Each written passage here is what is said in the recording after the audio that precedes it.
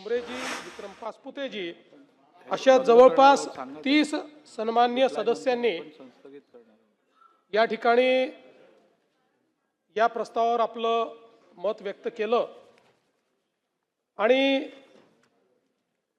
वेगवेगळ्या प्रकारची सूचना केली, काही टीका पण केली। खरं म्हणजे एक गोष्ट मला आपल्या निदर्शनास आणून द्यायची आहे की आपण बिझनेस ॲडवायझरी कमिटीमध्ये ज्यावेळेस बसलो होतो त्यावेळी विरोधी पक्षाच्या वतीनंच काही सिनियर सदस्यांनी असं सांगितलं होतं की अलीकडच्या काळामध्ये प्रस्तावामध्ये इतके डिपार्टमेंट टाकले जातात की त्याला न्याय मिळत नाही आणि म्हणून त्या दिवशी चर्चा झाली होती की 2 किंवा फार तर 4 डिपार्टमेंट त्याच्यामध्ये टाकले पाहिजे।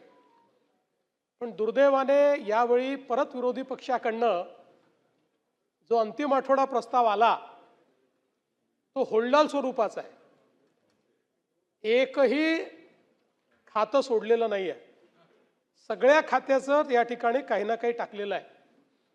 मी अनेक वर्ष विरोधी पक्षात राहिल्यामुळे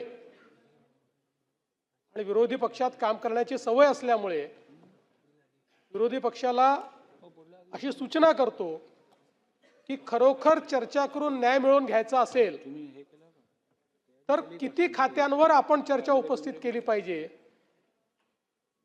याचं नियोजन केलं पाहिजे। आणि आपल्याला अनेक आयुध पहिलेपासून शेवटपर्यंत असतात, आधी विचार करून वेगवेगळे विषय कुठल्या वेळी कुठल्या आयुधात उचलले पाहिजेत याचंही नियोजन जर केलं तर जयंतराव अधिक इफेक्टिव्हली विरोधी पक्ष म्हणून काम करता येईल। आणि म्हणून मला असं वाटतं की 5 वर्ष तरी ते शक्य नाही।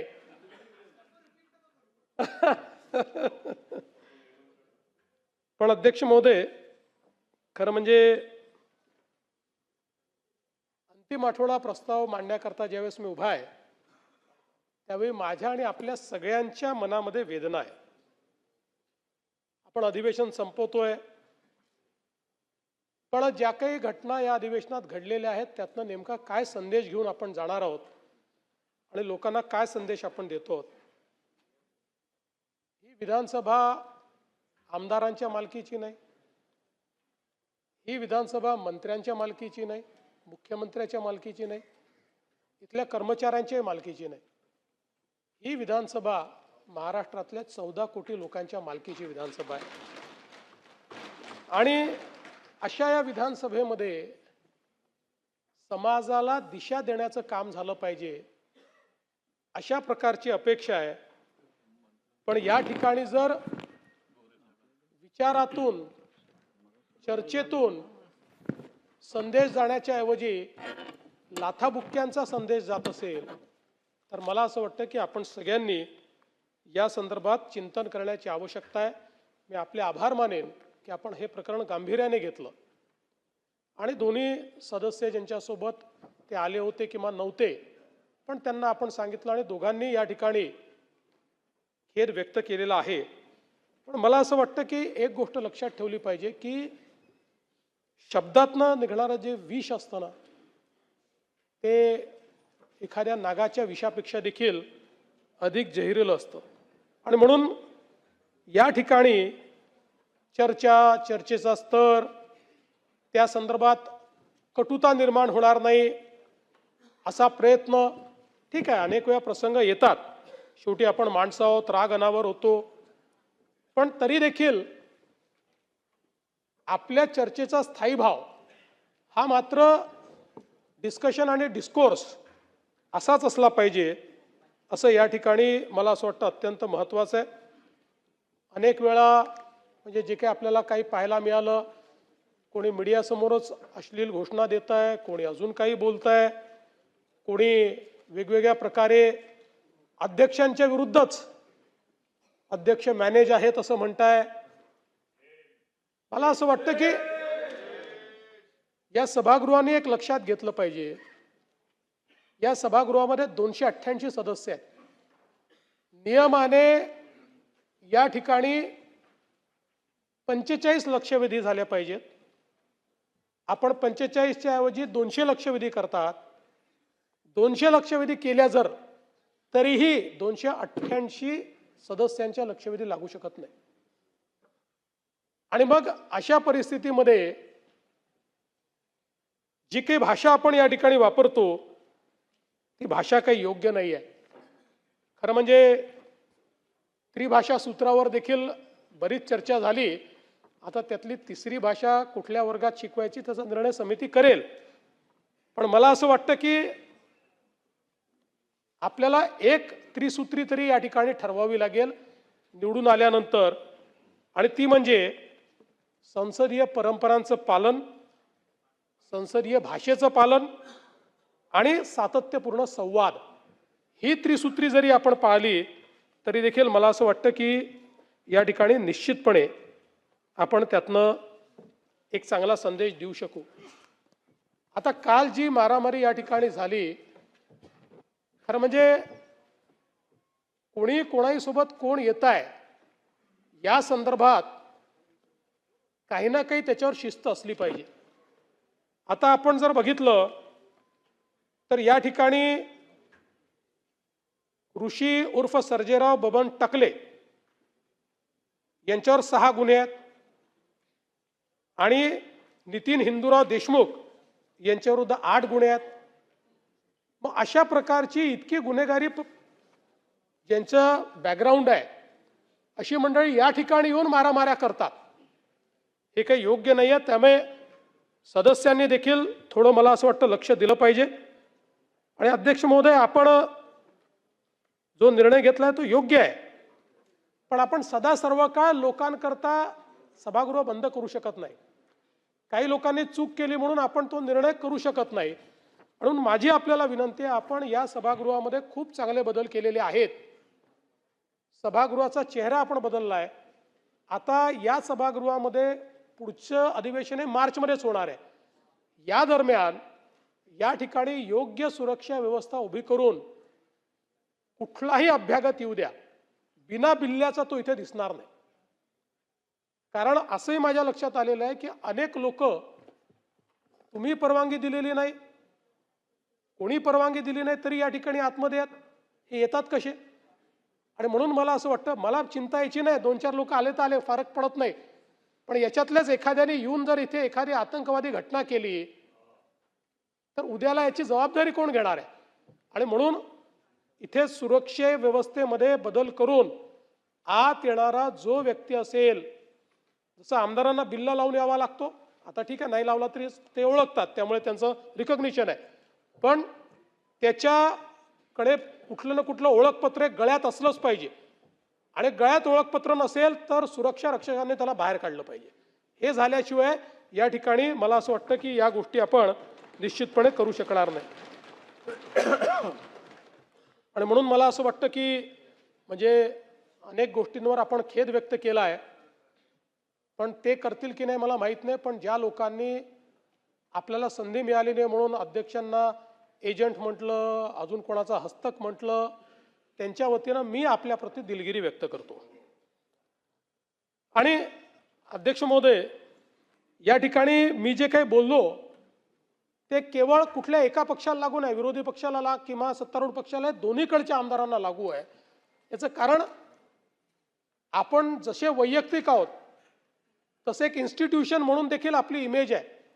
एक आमदार जेव्हा चुकीचा वागतो त्यावेळी सगळ्या आमदारांबद्दलचं मत हे समाज तयार करत असतो. तो सत्तारूढ पक्षाचा आहे का विरोधी पक्षाचा आहे कोणी पाहत नाही. सगळ्यांबद्दल हे मत तयार होतं की आपण कुठेतरी सत्तेचा अपव्यवहार करतोय, अपव्यय करतोय. आणि म्हणून मला असं वाटतं की याकडे लक्ष देण्याची खरं म्हणजे आवश्यकता आहे. मग काल आता अनेक आज मला पत्रकार भेटायला आले होते, त्यांनी सांगितलं आमच्याशी धक्काबुक्की झाली. आता अनेक गोष्टी या ठिकाणी होतात, मी सगळ्या गोष्टी काही या ठिकाणी सांगणार नाही. पण मला असं वाटतं की या निमित्ताने हा विषय आज महत्त्वाचा आहे आणि यातनं अतिशय वाईट अशा प्रकारची आपली इमेज या ठिकाणी गेली आहे. आणि म्हणून निश्चितपणे आपण सगळे लक्ष देऊ. या चर्चेची सुरुवात आव्हाड साहेबांनी केली. आणि प्रवीण गायकवाड यांच्या प्रकरणापासून स्टेट स्पॉन्सर्ड टेररिझम आहे अशा प्रकारचं त्यांनी सांगितलं. आता खरं म्हणजे आव्हाड साहेब, पहिली गोष्ट तर अशी आहे की या ठिकाणी ही जी काही घटना घडली ती घटना घडल्यानंतर प्रवीण गायकवाड त्याच्यावर तक्रार द्यायला तयार नव्हते.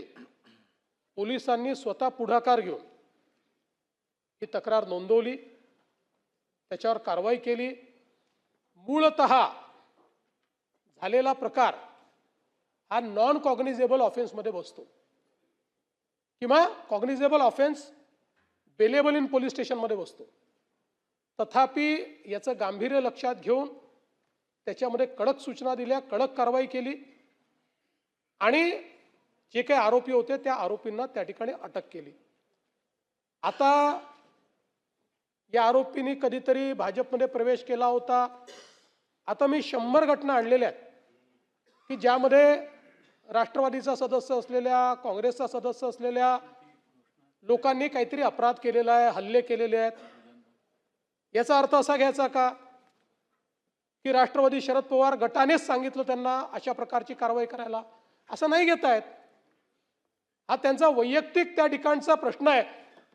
त्यांनी त्यांना सांगितलं की तुम्ही आता इतके वर्ष ती संभाजी ब्रिगेड चालते, आता हे नवीनच एक चालू झालेलं आहे, आता संभाजी ब्रिगेड चालते. तर यांचं म्हणणं आहे संभाजी ब्रिगेड का म्हणता, छत्रपती संभाजी ब्रिगेड का म्हणत नाही?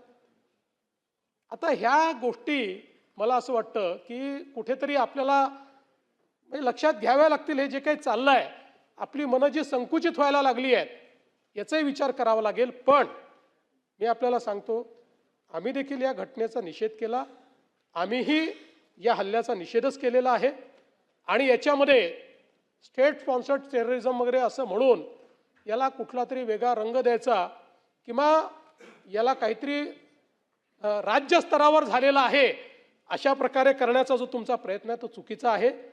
घटना चुकीची आहे, त्याच्यावर योग्य ती कारवाई ही खरं म्हणजे या ठिकाणी लावलेली आहे. म्हणजे मी खरं आपल्या लक्षात आणून देतो की आमचे चंद्रकांत दादा सोलापूरमध्ये होते, त्यांच्यावर शाई फेकण्यात आली होती आणि त्यावेळेसही मागणी केली मकोकाला. चंद्रकांत दादांनी सांगितलं मला याच्यामध्ये तक्रार देखील द्यायची नाही. ठीक आहे, त्यावेळेस मग जी काही कारवाई यांच्यावर आली तेवढीच कारवाई त्यावेळेस झाली. आता चंद्रकांत दादा हे काही लहान माणूस नाहीच आहे ना, त्याच्यामुळे मला असं वाटतं की कुठल्याही परिस्थितीमध्ये अशा प्रकारे याला स्टेट स्पॉन्सर्ड टेररिझम वगैरे म्हणणं हे काही योग्य नाही आहे. आता खरं म्हणजे एक गोष्ट कालपासनं या सभागृहात होते आहे ती म्हणजे हनी ट्रॅप. कोणचा हनी ट्रॅप यांनी आणला मला समजतच नाही. आणि नानाभाऊने तर कुठला बॉम्बच आणला म्हणे. नानाभाऊ आलाच नाही आमच्यापर्यंत बॉम्ब. बरं आमच्याकडे, बरं तुमच्याकडे असला बॉम्ब तर आमच्याकडे दिला तर पाहिजे ना. ना हनी आहे ना ट्रॅप आहे. नानाभाऊ असं आहे, कुठली घटना घडली असेल तर ती मांडली पाहिजे. पण माहोल असा क्रिएट होतोय, आजी माजी मंत्री आता सगळे एकमेकाकडे पाहून राहिले. इकडे आजी मंत्री आहे, इकडे माजी मंत्री आहे. हे आजी मंत्री आहे का माजी मंत्री आहे? कोण फसलाय हनी ट्रॅपमध्ये? कुठल्याही आजी माजी मंत्र्याच्या हनी ट्रॅपचं या ठिकाणी तक्रारही नाही, पुरावेही नाही, अशी घटनाही समोर आलेली नाही. आणि हनी ट्रॅपच्या संदर्भात, हनी ट्रॅप नाहीच पण अशा संदर्भातली एक तक्रार या ठिकाणी आली होती. नाशिकच्या संदर्भात एका महिलेने तक्रार केली आणि त्यानंतर त्यांनी ती तक्रार परतही घेतली. एका उपजिल्हाधिकाऱ्याच्या संदर्भात अशा प्रकारची तक्रार होती. आणि आपण म्हणजे आता मला काही राजकीय पॉलिटिसाइज करायचं नाही, पण आपण सातत्याने व्यक्तीचा, हॉटेल मालकाचा उल्लेख करताय. ती व्यक्ती काँग्रेसचा अध्यक्ष आहे, काँग्रेस पार्टीचा अध्यक्ष आहे. हा नाही नाही, पहिले त्याच्यावर इलेक्शन लढले आहे. इलेक्शन आहे बा. नाही नाही, हे हे पंजाब.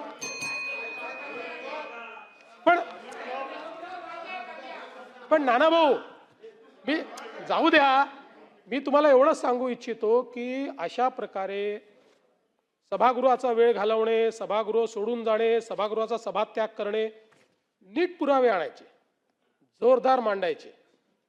सत्तारूढ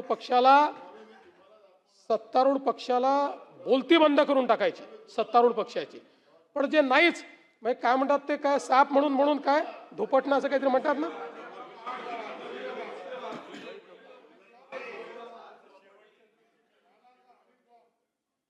मला असं वाटतं की ठीक आहे.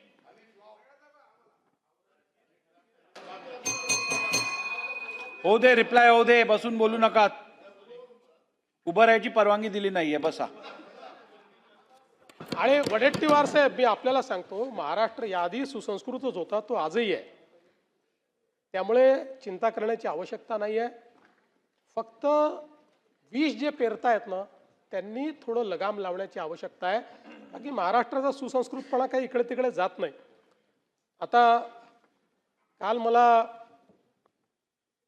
हिंदी सक्ती हवीच कशाला असा एक वृत्तपत्रीय लेखाचा संग्रह हा प्राप्त झालेला आहे. फक्त हा जो काही संग्रह मला प्राप्त झालेला आहे तो देणाऱ्यांना माझी विनंती आहे की त्याच्यामध्ये काही अजून कात्रणं लावण्याची आवश्यकता आहे. ज्या कात्रणांमध्ये हा जो काही अहवाल या ठिकाणी शासनाने तयार केलेल्या कमिटीचा, की ज्या अहवालामध्ये समितीने रिकमेंडेशन दिलं होतं की 1ली ते 12वी हिंदी सक्ती करावी, जो माननीय उद्धव ठाकरे साहेबांच्या कॅबिनेट समोर आला. 1ली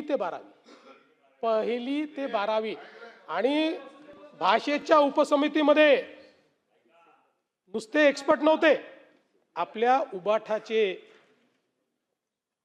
एक प्रमुख नेते, ज्याने उपनेते आहेत शिवसेनेत, तुम्हाला माहिती आहे उपनेते किती मोठं पद आहे, ते त्या भाषेच्या उपसमितीचे त्यातले एक सदस्य होते.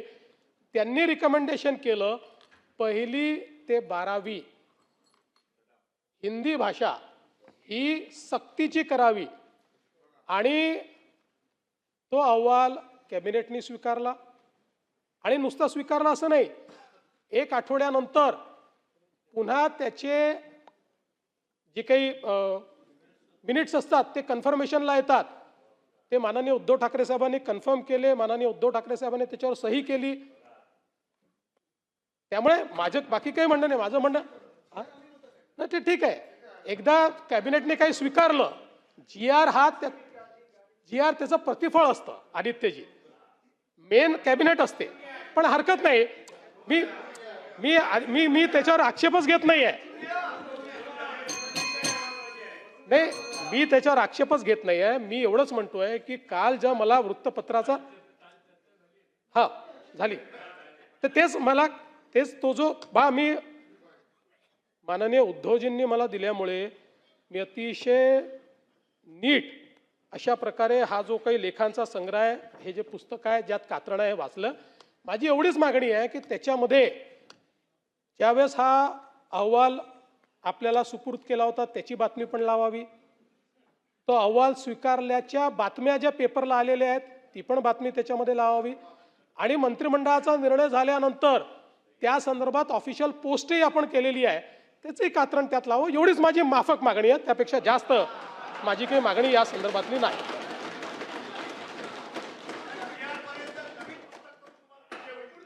येस, आपल्याला पुढची भेट घ्यावीच लागेल, नाहीतर यांना खाद्य कसं मिळेल. हे एक कठीणच झालंय. जयंतराव, तुम्ही माझ्याकडे येऊन गेले की तुम्ही भाजपमध्ये येणार, हे आमच्याकडे येऊन गेले की हे भाजपसोबत येणार. म्हणजे आपण संवादाच्या गोष्टी करतो. आणि आता मी माध्यमांना दोष देत नाही, पण माझी त्यांना विनंती आहे की संवाद राहू द्या. कोणी कोणाला भेटलं म्हणजे तो त्याच्या पक्षातच चालला आहे किंवा त्यांची युतीच होते आहे.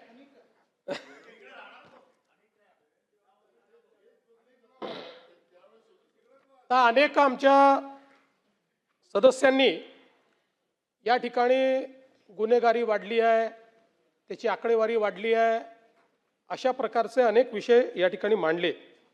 खरं म्हणजे इतके वर्ष मी गृह विभागाच्या चर्चेला उत्तर देताना नेहमी सांगतो की गुन्हेगारीच्या संदर्भात आकडेवारीने त्याचं समर्थन करणं किंवा आकडेवारीने त्याचं विश्लेषण करणं हे खूप संवेदनशील वाटत नाही.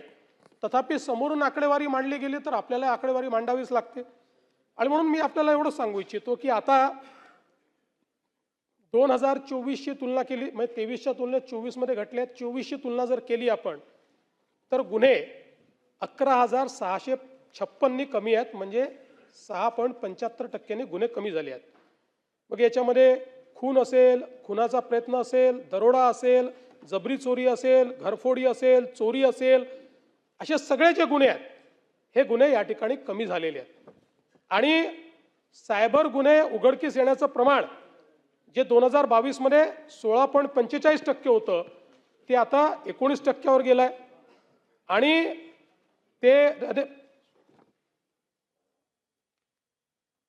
आणि यासोबत ते आता साधारणपणे आपण जर बघितलं तर याच्यामध्ये मोठ्या प्रमाणात 2021 सालचा जर आपण विचार केला तर फसवणूक झालेल्यांपैकी जी काही रक्कम आहे फक्त 2.75% रक्कम ताब्यात येत होती. आता ती 2.75%वरनं फसवणूक झालेल्या केसेसमध्ये सायबर फ्रॉडमध्ये जवळपास 16% पोहोचलेली आहे. हे काही समाधानकारक आहे असं नाही आहे, पण ही चांगली प्रगती आहे. मी सांगू इच्छितो की 3%वरनं 16%वर आपण पोहोचलो आहोत. आणि आता जर गोल्डन आवरमध्ये अशा प्रकारच्या फ्रॉडची माहिती मिळाली तर आपण 90% केसेसमध्ये त्या ठिकाणी पैसे वाचवू शकतो आहोत. अशा प्रकारची परिस्थिती ही आपल्याला या ठिकाणी पाहायला मिळते. आता काही लोकांना मी गृहमंत्री असलो की नागपूरचीच आवड आहे. सुनील प्रभू साहेब काय असं करताय, का नागपूरला बदनाम करताय आपण? नाही, माहिती चुकीची आहे. चुकीच्या आहे की नागपूरमध्ये गुन्हे वाढले नाही, किंबहुना नागपुरात गुन्हे कमी झाले आहेत. मी आपल्याला सांगू इच्छितो की आपण जर विचार केला तर राज्यामधले गुन्हे कमी होण्याचं प्रमाण हे 6.5% आहे, पण नागपूरमध्ये गुन्हे कमी होण्याचं प्रमाण हे 11% आहे. आणि आपण जर मागच्या वर्षीची तुलना केली तर 581 गुन्हे हे नागपूरमध्ये कमी झाले आहेत, ज्यामध्ये खुनाचा प्रयत्न 25%ने कमी आहे, दरोडा 6ने घट आहे, जबरी चोरी 60ने घट आहे, चोरीचे गुन्हे 248ने घट आहे, वाहन चोरी 100ने घट आहे. आता सगळं आपल्याला या ठिकाणी वाचून दाखवत नाही. आणि जवळपास प्रतिबंधात्मक कारवाईमध्ये नागपूरमध्ये 12%ची वाढ झालेली आहे. आणि म्हणून मी आपल्याला एवढंच निदर्शनास आणून देतो की मी गृहमंत्री झाल्यानंतर नागपूरमध्ये गुन्हे वाढले आहे जयंतराव, असं इथे जे भासवण्याचा प्रयत्न होतो ते चुकीचं आहे. आज नागपूरमध्ये खूप मोठ्या प्रमाणात इन्व्हेस्टमेंट येते आहे आणि अशा प्रकारे नागपूरला बदनाम करून नागपुरातली इन्व्हेस्टमेंट थांबावी अशा प्रकारचं तुमच्या मनात नसेल असं मी समजतो.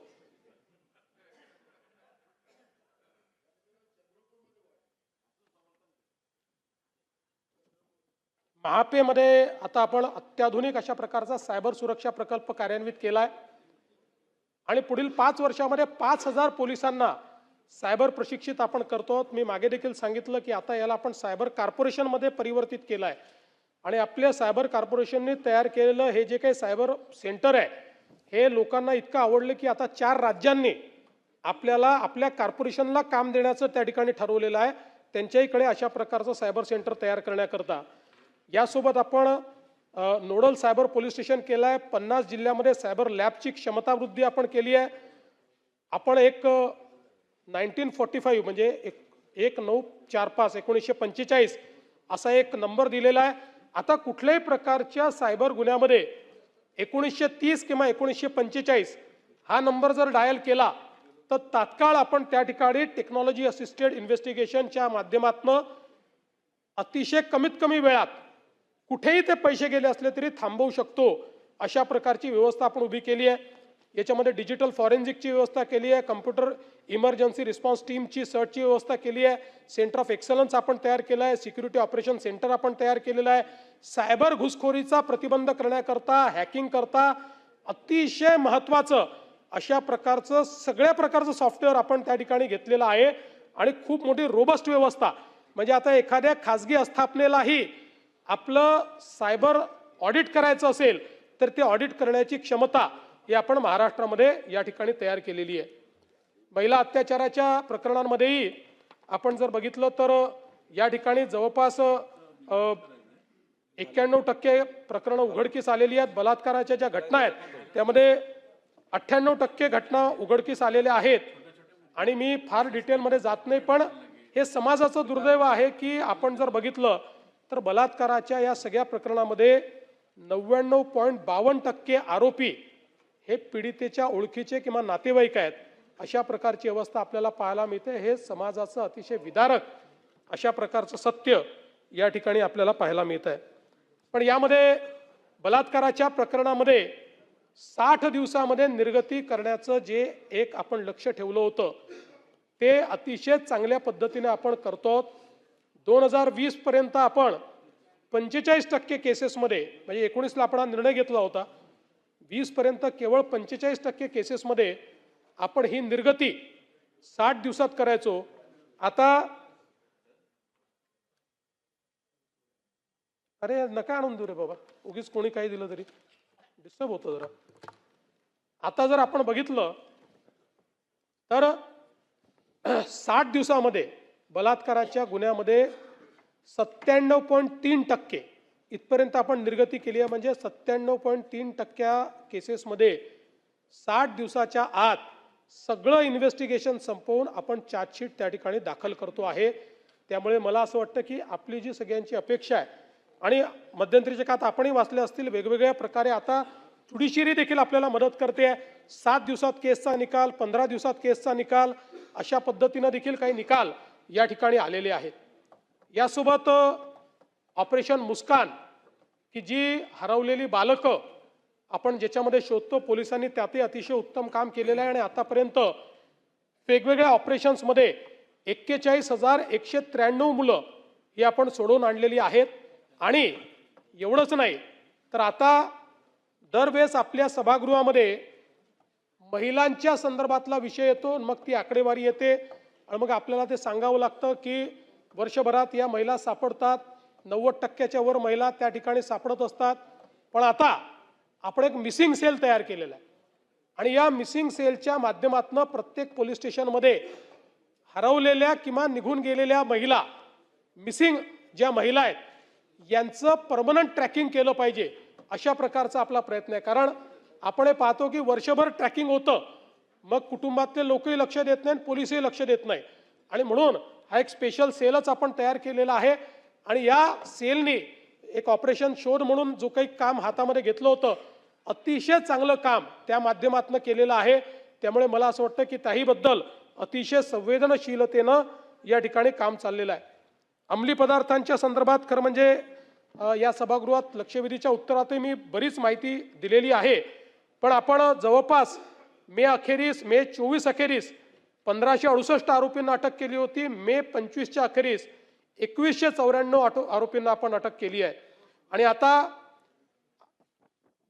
प्रत्येक पोलीस स्टेशनला आपण नार्कोटिक्सचा वेगळा सेल तयार केलेला आहे, ज्याच्यामध्ये जवळपास 5,975 अंमलदार आणि 1974 पोलीस अधिकारी हे स्पेशली नार्कोटिक सेल करता या ठिकाणी आपण रिक्रूट केलेले आहेत किंवा त्यांना ते काम दिलेलं आहे. आणि आपल्यासमोर पुढच्या काळामध्ये नार्कोटिक्स हा एक खूप मोठं आव्हान तयार झालेलं आहे. याकरता इफेक्टिव्हली कारवाई करण्याकरता प्रत्येक पोलीस स्टेशनच्या स्तरावर आपण ही कारवाई केली आहे. आणि मला नाही, तेही मला सांगायचं आहे की यापूर्वी नार्कोटिक्समध्ये आपल्यासमोर हा प्रश्न होता की 30 ती मंडळी वारंवार गुन्हा करायची, हॅबिच्युअल, पण त्यांच्यावर आपल्याला लावण्याकरता कुठलंही अशा प्रकारचं प्रतिबंधात्मक कायदा नव्हता. याच अधिवेशनामध्ये दोन्ही सभागृहांनी अशा केसेसमध्ये MCOCA म्हणजे मकोका लावायची परवानगी दिलेली आहे. तो कायद्यात आपण बदल केलेला आहे. त्यामुळे आता यानंतर अशा प्रकारच्या केसेसमध्ये आपल्याला मकोका हा निश्चितपणे त्या ठिकाणी लावता येईल. आणि मला हे देखील सांगायचं आहे की आपण एक निर्णय घेतला होता की जे पोलीस अशा प्रकरणामध्ये आढळतील त्यांना सस्पेंड नाही तर त्यांना बडतर्फ करायचं. 13 पोलिसांना आपण आतापर्यंत बडतर्फ केलेलं आहे. आणि कुठल्याही स्तरातला असो, तो अधिकारी असो की अंमलदार असो, जो ड्रग्सच्या केसमध्ये डायरेक्टली इनडायरेक्टली आहे असा पुरावा असेल त्याला या ठिकाणी सस्पेंड नाही केलं जाणार, त्याला बडतर्फच केलं जाईल. हा निर्णय देखील आपण या ठिकाणी केलेला आहे. मला असं वाटतं की मकोकाचा तर विषय मी आपल्याला सांगितला. नवीन टास्क फोर्स जी आपण तयार केलेली आहे त्याही संदर्भात मी आपल्याला सांगितलेलं आहे. आणि म्हणून मला असं वाटतं की मोठ्या प्रमाणात ही कारवाई आपण करतो. काल बोलताना आव्हाड साहेब आपण जनसुरक्षा कायद्याच्या संदर्भात बोललात. पहिल्यांदा तर मी आपल्याला सांगतो की डावे आणि कडवे डावे यातलं अंतर आपण समजून घ्या. आपल्याला थोडक्यात हे अंतर सांगायचं असेल तर इस्लाम आणि आयसिस यांच्यात जे अंतर आहे तेच डावे आणि कडव्या डावे आहेत. इस्लाम हा वेगळा आहे, तो एक धर्म आहे. आणि आयसिस हा एक विचार आहे. त्यामुळे जगामध्ये आता एक टर्मिनॉलॉजी तयार झाली आहे, इस्लामिस्ट एक्स्ट्रीमिझम. ती आयसिस करता वापरली जाते. त्याचा अर्थ प्रत्येक मुस्लिम धर्माचं पालन करण्याकरता ती नाही आहे. तसंच कडवे डावे म्हणजे लेफ्टिस्ट एक्स्ट्रीमिस्ट. Leftist extremist. त्यामुळे डावे आणि कडवे डावे याच्यात हे अंतर करण्यात आलेलं आहे. डाव्यांना कुठेही विरोध नाही आहे याच्यामध्ये. उलट मी त्या दिवशी सांगितलं की अशा प्रकारची पहिली प्रतिबंधात्मक कारवाई UAPAच्या अंतर्गत डाव्या पक्षाचे आयकॉन असलेले बंगालचे मुख्यमंत्री बुद्धदेव भट्टाचार्य यांनी communist party of India Maoist या पार्टीला त्या ठिकाणी कायद्याच्या अंतर्गत प्रतिबंधित केलं. त्यामुळे मी पुन्हा एकदा सांगतो, हा कायदा डाव्यांच्या विरोधात नाही. हा कायदा कोणाही व्यक्तीला तुम्ही आंदोलन करू नका, सरकारच्या विरोधात बोलू नका, सरकारच्या विरोधात लिहू नका याकरता हा कायदा नाही. हा कायदा केवळ माओइस्ट विचारसरणी जी आहे, कडवी डावी विचारसरणी आहे, या विचारसरणीला प्रपोगेट करून भारताच्या संविधानाच्या विरोधात अराजक तयार करण्याचा जे प्रयत्न करतायत अशा संघटनांना बॅन करणे आणि मग बॅन संघटनेचं जो काम करतोय त्याच्यावर कारवाई करण्याकरता या कायद्यामध्ये इंडिव्हिज्युअल व्यक्तीला अरेस्ट करताच येत नाही. कुठल्याही व्यक्तीला थेट अशा प्रकारे आणि कुठल्याही संघटनेवर बॅन टाकायचा असेल तर पहिल्यांदा उच्च न्यायालयाचे न्यायमूर्ती आणि जिल्हा न्यायालयाचे न्यायमूर्ती यांच्या समोर जाऊन आपले पुरावे दाखवून त्यांनी ते पुरावे योग्य सांगितलं तरच तुम्हाला त्या ठिकाणी बॅन करता येतं. आणि त्या बॅनवरही हायकोर्टात जाण्याकरता 30 दिवस देण्यात आले आहेत. मला असं वाटतं की एवढा लिबरल कायदा दुसरा कुठलाही नाही. आपला मकोकाचा कायदा देखील याच्यापेक्षा भयानक आहे. म्हणून मी पुन्हा एकदा आपल्याला सांगतो, आपणही डोक्यातनं काढावं आणि जे लोक याच्या विरोधात आज प्रचार करतात त्यांनी डोक्यातनं काढावं. पूर्णपणे लोकशाहीची तत्व आणि भारतरत्न डॉक्टर बाबासाहेब आंबेडकरांचं संविधान पाळून तयार करण्यात आलेला हा कायदा, या कायद्याच्या माध्यमातून कोणावरही चुकीची कारवाई ही करण्यात येणार नाही. आज खरं म्हणजे काल ज्ञानराधाच्या संदर्भात देखील प्रकाशदादांनी विषय मांडला, अनेकांनी हे विषय मांडले. आणि म्हणून आता ठेवीदाराचं संरक्षण करण्याचा जो आपला कायदा आहे, या कायद्यामध्ये आता मॅक्सिमम शिक्षा ही 6 वर्षाची आहे. आता 7 वर्षाच्या आतली शिक्षा असली तर तुम्हाला प्रथमदर्शनी अरेस्टच करता येत नाही, तुम्हाला त्यांना नोटीसच द्यावी लागते.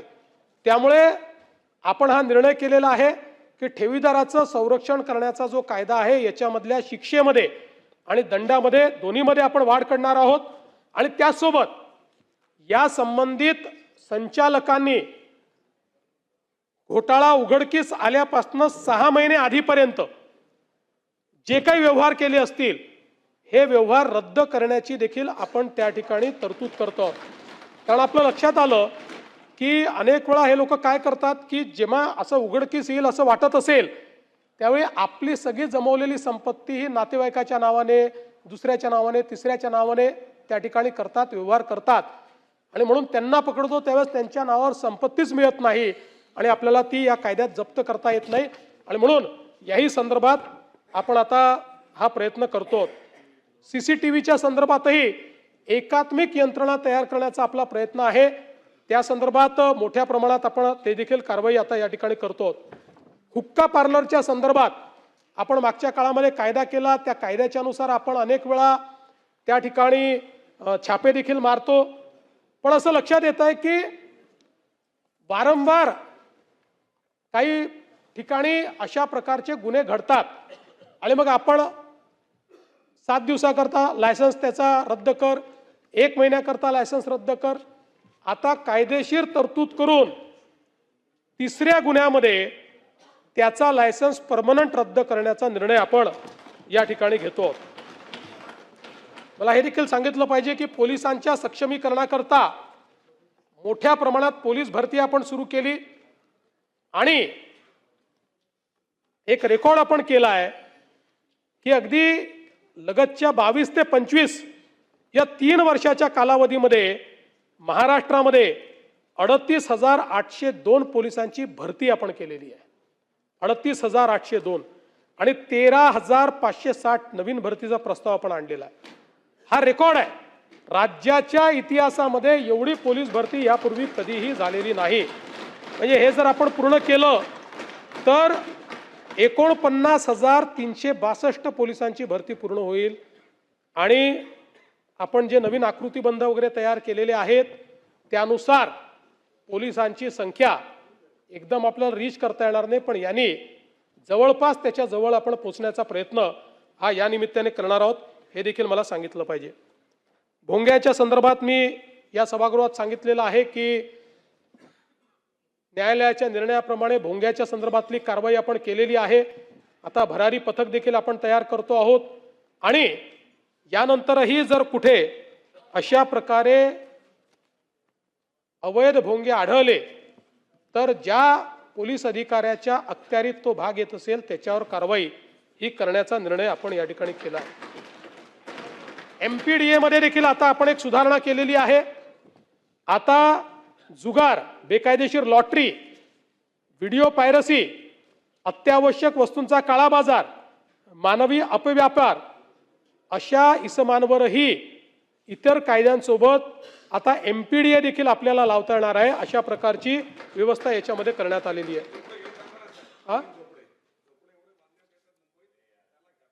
विचार करू. नवीन 3 कायद्यांची गतिमान अंमलबजावणी करणं, पीडितेला लवकर न्याय मिळेल अशा प्रकारे पीडितेच्या भाषेमध्ये FIR, e-FIR, email, electronic record याला आता मान्यता मिळालेली आहे. इलेक्ट्रॉनिक समन्स आता आपल्याला पाठवता येतं. द्वेष प्रसरवणे, मॉब लिंचिंग असे गुन्हे आता परिभाषित झालेले आहेत. सगळ्या गुन्ह्यांमध्ये 90 दिवसाच्या आत आता तपास करायचा ही टाइमलाईन ठरवण्यात आलेली आहे. अर्थात महिलांविरुद्धच्या गुन्ह्यात 60 दिवसाचीच टाइमलाईन ठरवण्यात आली आहे.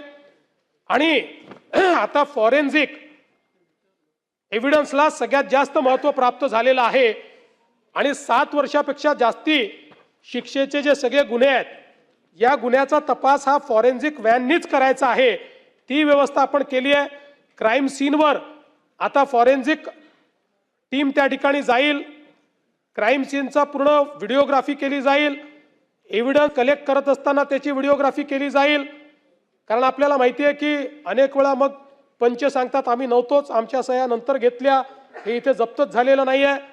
आणि सगळा जो काही एव्हिडन्स आहे हा ब्लॉकचेन पद्धतीनं स्टोअर करण्याच्या संदर्भातलं देखील आपण आता त्या ठिकाणी काम चालू केलेलं आहे. जेणेकरून चाकूच बदलला, रक्तच बदललं अशा प्रकारची कुठलीही त्या ठिकाणी आता व्यवस्था होणार नाही, अशा प्रकारचा आपण प्रयत्न केला आहे. आणि या नवीन कायद्याने सगळ्यात चांगलं जर काही केलं असेल तर या नवीन कायद्यामध्ये क्रिमिनल जस्टिस सिस्टीममध्ये प्रॉसिक्युशन किंवा डिफेन्स 2 पेक्षा जास्त तारखा मागू शकणार नाही, अशा प्रकारचा नियम या नवीन कायद्याने केलेला आहे. त्यामुळे या ज्या काही आपल्या गुन्ह्यांमध्ये तारीख पे तारीख जे चालायचं ते देखील आता या ठिकाणी बंद होणार आहे. आणि म्हणून मला असं वाटतं की आता आपल्या संपूर्ण पोलीस फोर्सचं हे जे काही माननीय मोदीजींच्या नेतृत्वात अमितभाई शहांनी 3 नवीन कायदे तयार केले आहेत त्याचं पूर्ण प्रशिक्षण आपण केलं आहे. त्या संदर्भातली जी काही इन्फ्रास्ट्रक्चर आहे त्यातलं सगळं इन्फ्रास्ट्रक्चर आपण आता तयार करतो. अजून सगळ्या व्हॅन्स आपल्या आलेल्या नाहीत, पण त्या आल्यानंतर क्रिमिनल जस्टिस सिस्टीममध्ये देखील मोठ्या प्रमाणात बदल होताना आपल्याला पाहायला मिळेल. खरं म्हणजे अनेक वेळा लोक नरेटिव्ह सेट करण्याचा प्रयत्न करतात. मग त्या ठिकाणी एक नरेटिव्ह सेट करण्याचा प्रयत्न केला की नाशिक जिल्ह्यामध्ये शेतकऱ्याने आंदोलन केल्यामुळे त्याच्यावर खुनाचा गुन्हा दाखल झाला. आता मला हे एवढ्याकरता सांगायचं आहे की दिवसभर टी व्हीवर चालतं. आता याची फॅक्ट काय आहे? फॅक्ट अशी आहे, बलात्काराचा गुन्हा दाखल झाला 8 जुलै 2023ला 3:41 8 जुलै 2023 आणि या व्यक्तीवर आंदोलक म्हणून गुन्हा दाखल झाला 2025 साली, म्हणजे 2 वर्षांनी. आणि या ठिकाणी चाललाय की आंदोलन केलं म्हणून बलात्काराचा गुन्हा दाखल झाला. तर मला असं वाटतं की आता ठीक आहे, याच्या फार मी खोलात जात नाही, पण या सगळ्या गोष्टी जरा लक्षात घेण्याची गरज आहे. एक बीडमधलं महादेव मुंडे हत्या प्रकरण देखील या ठिकाणी आलं. याच्यामध्ये खरं म्हणजे आपण जर बघितलं तर मोठ्या प्रमाणात तपास चाललेला आहे. आत्तापर्यंत तंत्रज्ञानाचा वापर करून मिळालेल्या माहितीचं विश्लेषण करून 196 इसमांकडे विचारपूस केली आहे. मय्यत याचा पैशाचे देवाणघेवाणीवरून कुठे वाद झाला होता का याबाबत 83 साक्षीदारांकडे तपास केलेला आहे. जे काही मोबाईल क्रमांक आलेले आहेत मेल किंवा त्यांच्या याच्यावर सेव्ह आहेत 286 लोकांकडे तपासणी केलेली आहे. 37 साक्षीदारांचे जबाब नोंदवलेले आहेत. आणि त्यासोबत जो काही व्हिसेरा अहवाल आहे या संदर्भातही मोठ्या प्रमाणात पुन्हा त्याची तपासणी करणं चाललेलं आहे. खरं म्हणजे परळीच्या एका जंगलाजवळ खुल्या मैदानावर हा हल्ला झाला. तिथे प्रत्यक्ष साक्षीदार हा सापडला नाही, पण 1.5 महिन्याने एका महिलेने ही घटना पाहिल्याचं कळलं आणि म्हणून तिची संपूर्ण चौकशी केली. तिने 2 व्यक्ती आपापसात भांडत होते असं मी बघितलंय असं त्या ठिकाणी सांगितलं. आणि म्हणून आता संपूर्ण डम डाटा देखील आपण चेक करतो आहोत. जवळपास 150 नंबरचा डम डाटा हा त्या ठिकाणी चेक करण्याचं काम चाललेलं आहे. त्यामुळे मी एवढंच आश्वस्त करू इच्छितो, कारण त्यांच्या पत्नी निश्चितपणे पत्नीला सर्वाधिक त्या ठिकाणी दुःख असेल, त्यांचा आक्रोश आपण समजू शकतो, पण याच्यामध्ये कुठेही कोणालाही पाठीशी घातलं जाणार नाही. तर या संदर्भात जी काही कारवाई करण्याची गरज आहे ती कारवाई केली जाते आणि पुढे देखील ती केली जाईल. एक आव्हाड साहेबांनी ठाणे शहरात जमील शेख याची काही निगरूण हत्या झाली, त्याच्या तपासामध्ये पोलिसांनी हलगर्जीपणा केलाय असं सांगितलं. हे जमील शेख महाराष्ट्र नवनिर्माण सेनेचे पदाधिकारी आणि RTI कार्यकर्ते होते. आणि हे जे काही फिर्यादी आहेत फैजल शेख यांनी जी काही फिर्याद दिली त्या फिर्यादीमध्ये त्यांनी सांगितलं की स्थानिक नगरसेवक नजीब मुल्ला यांचे कट्टर राजकीय विरोधक होते व जमील शेख हे नजीब मुल्ला यांच्या अनधिकृत कामाची माहिती RTI मार्फत प्राप्त करत होते. त्यामुळेच नजीब मुल्ला यांनी जमील शेख यांचा खून करण्याचे कारस्थान रचले असा मला संशय आहे असं फिर्यादीमध्ये त्यांनी त्या ठिकाणी सांगितलेलं आहे. यामध्ये 9 आरोपी निष्पन्न झाले आहेत. 7 आरोपींना अटक करण्यात आली आहे. 2 आरोपींचा अजून शोध सुरू आहे. 7 अटक आरोपींपैकी या ठिकाणी एका आरोपीला न्यायालयाने जामिनावर मुक्त केले आहे. 6 आरोपी न्यायालयीन कोठडीत आहेत. आणि आपण जे या ठिकाणी सांगितलं की यामध्ये जो मुख्य आरोपी आहे त्याने नजीब मुल्ला यांचं नाव घेतलेलं नाही, पण 2021 मध्ये 3 साक्षीदाराने 164 स्टेटमेंट दिलेला आहे आणि त्या 164 स्टेटमेंटमध्ये या तिघांनी नजीब मुल्ला याचं नाव घेतलेलं आहे.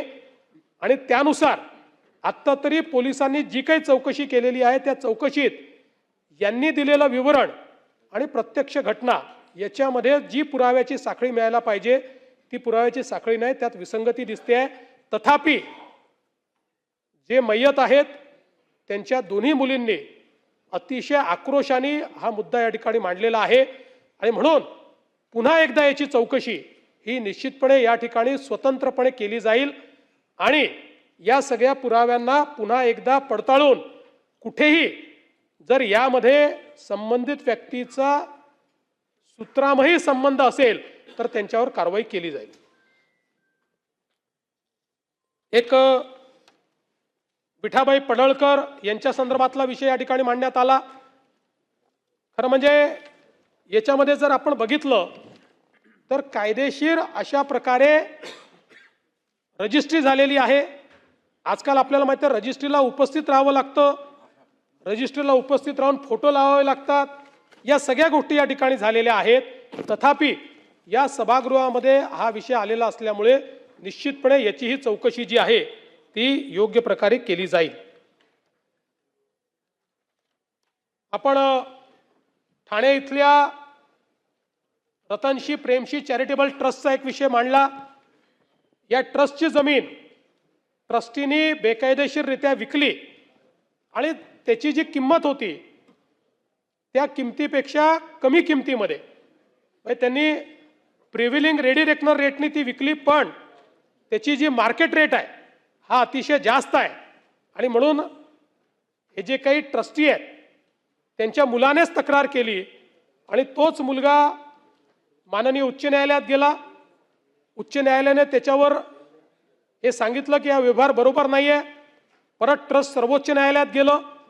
आता सर्वोच्च न्यायालयाने या संदर्भात जैसे थे परिस्थिती दिलेली आहे. याच्यामध्ये गुन्हा नोंदवलेला आहे. आता जैसे थे परिस्थिती असल्यामुळे त्याच्यामध्ये प्रोसीड करता येत नाही.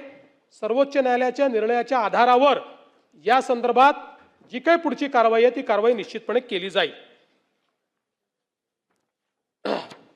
परभणी येथील सोमनाथ सूर्यवंशी यांच्या दुर्दैवी मृत्यूच्या प्रकरणामध्ये या ठिकाणी काही मुद्दे मांडण्यात आले. मी पुन्हा सभागृहाला सांगू इच्छितो की याच्यामध्ये ओपिनियन्स वेगवेगळे आले. पहिल्यांदा जे काही कारण दिलंय शॉक फॉलोइंग मल्टिपल इंजुरीज असं कारण दिलेलं आहे. आणि हिस्टोपॅथॉलॉजीचा जो रिपोर्ट आहे त्यामध्ये मयताच्या हृदयास ट्रिपल वेसल डिसीजचा गंभीर आजार असल्यामुळे मृत्यू झाल्याचं त्यात दिलेलं आहे. आणि म्हणून या दोन वेगवेगळे ओपिनियन आल्यामुळे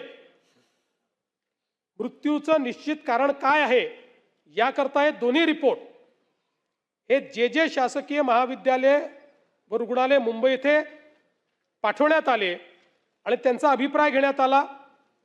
त्या अभिप्रायामध्ये त्यांनी आता दिलेला अभिप्राय असा आहे की मृत्यू हा coronary artery disease with acute coronary syndrome यामुळे झालेला आहे. त्यामुळे हा काही निष्कर्ष सरकारने काढलेला नाही. हा निष्कर्ष हा जेजेने दिलेला आहे. तथापि अजूनही सरकार याच्यात अंतिम निष्कर्षाला आलेलं नाही. या संदर्भात एक आपण कमिशन नेमलेलं आहे.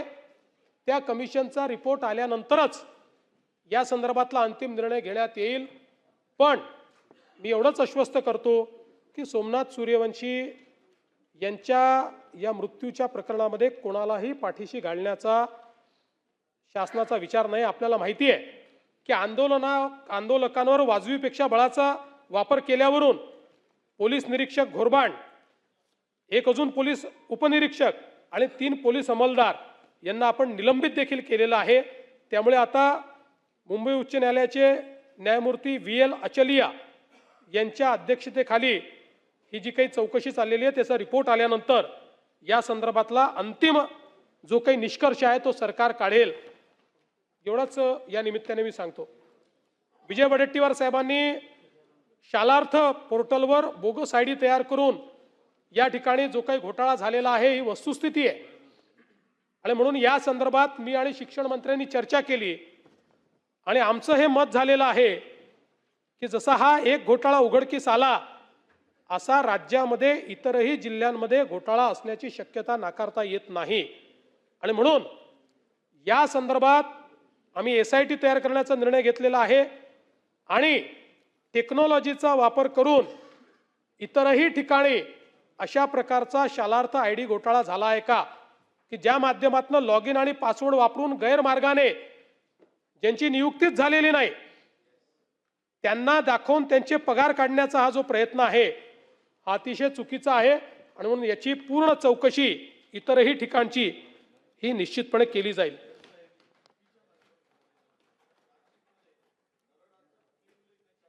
नाही, चार्जशीट ज्यांचं असं आहे की याच्यावर एकावर नाही खूप लोकांवर कारवाई झालेली आहे आणि पुरावा ज्यांच्या विरुद्ध त्यांच्याच विरुद्ध चार्जशीट आहे. आपण चार्जशीट जर बघितली तर पुराव्यासहित चार्जशीट आहे.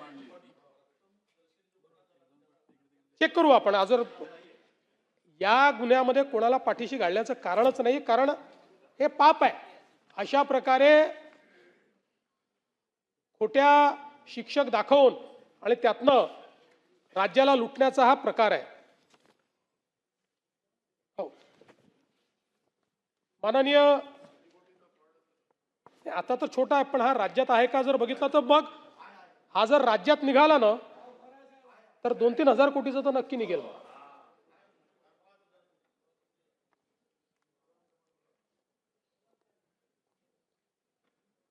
माननीय जयंत पाटील साहेबांनी आमच्या लेबर विभागाच्या संदर्भात काही मुद्दे या ठिकाणी उपस्थित केले आणि जळगावचा उज्ज्वल प्रकाश हा त्यांनी या ठिकाणी मांडला.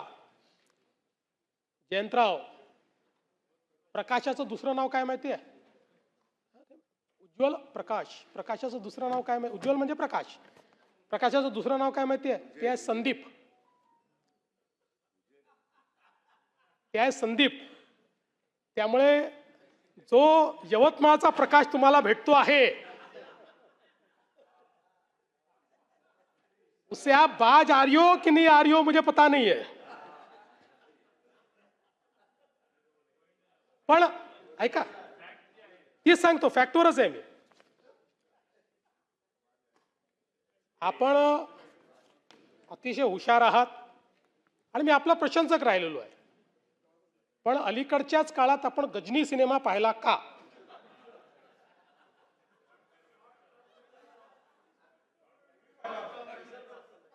असा प्रश्न माझ्यासमोर उपस्थित झाला आहे. याचं कारण आपण ज्यांच्यावर आक्षेप घेतला त्यांच्या संदर्भात ही नसतीच मी घेऊन आलो आहे.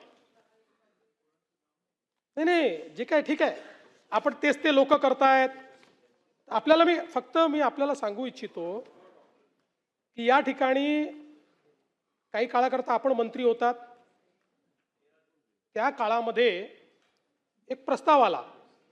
प्रस्ताव काय होता म्हणजे ते काय होतं, त्यात मुदतवाढ मागितली होती की काही लोकांचं राहिलेलं आहे आणि जुन्या जे पुरवठादार आहे त्या पुरवठादाराकडे अजून किट्स शिल्लक आहेत, तर तेवढ्या 1,23,000 किट्स 1,53,000 किट्स वाटण्याची परवानगी द्यावी काय. तर प्रस्ताव होता सचिव तथा मुख्य कार्यकारी अधिकारी महाराष्ट्र इमारत व बांधकाम कामगार कल्याणकारी मंडळ मुंबई यांनी उक्त पत्रान्वये 1,53,698 अत्यावश्यक वस्तू संच एसेन्शियल किट व 1,53,498 सुरक्षा सेफ्टी किट वाटपास मुदतवाढ देण्याच्या विनंतीस मान्यता देण्यास हरकत नसावी.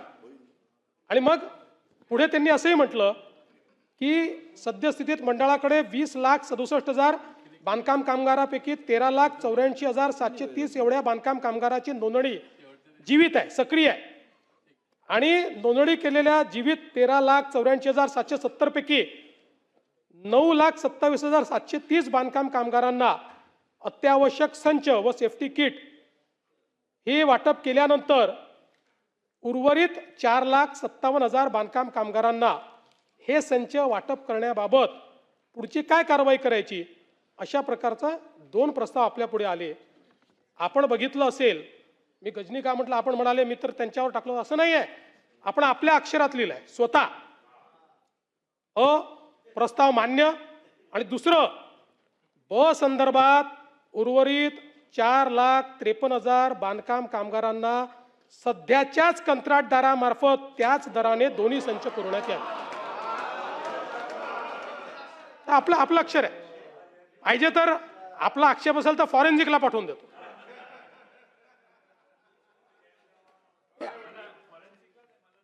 तुम्हाला पाठवतो. नाही, मी आपल्या हितवर शंका घेत नाही. म्हणजे असं आपण बेनोव्हेलंट लोक आहोत, आपल्याला असं वाटू शकतं की 4,53,000 कामगार राहिले आहेत आणि मग पुढची प्रक्रिया करायला वर्ष जाईल, त्यामुळे देऊन टाका बाबा. पण मी आपल्याला एवढंच सांगू इच्छितो की आपण जे आक्षेप माननीय आमच्या फुंडकर साहेबांवर घेतले, बिचारे नवीन नवीन मंत्री आहेत.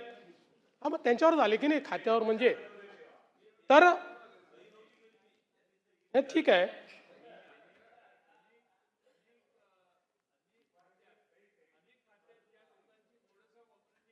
हा नाही, अगदी अगदी तेच तेच करायचं आपल्याला. त्यानंतर एवढंच नाही तर मी ही जी तुम्हाला म्हणजे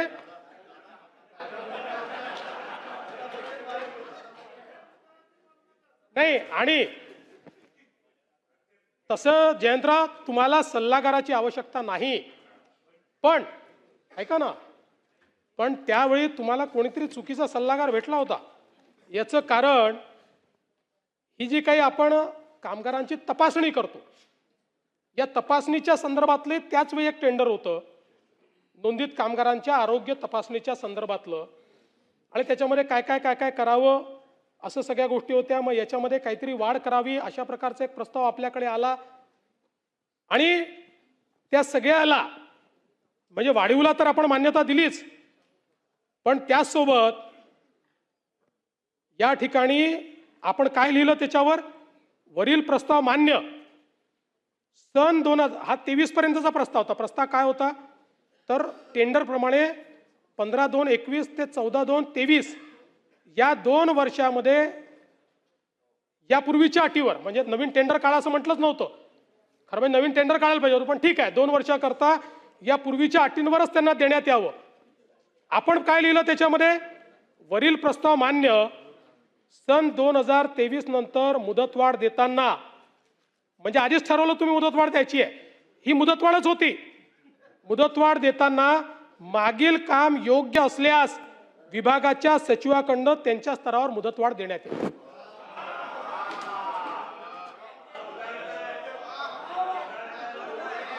नाही, हा नाही नाही जयंतराव, योग्य असल्यास हे कसं देता येईल मला सांगा. एक टेंडर संपलं तरी तुम्ही त्याला 2 वर्षाची मुदतवाढ देताय, आणि त्याच्यावरही तुम्ही म्हणताय की त्याच्यानंतरही आवश्यक असेल तर मुदतवाढ द्या. तर नाहीये असा नाहीये प्रस्ताव, तुमच्या अक्षरात लिहिलाय. परत दादांना वाचायला देतो आता.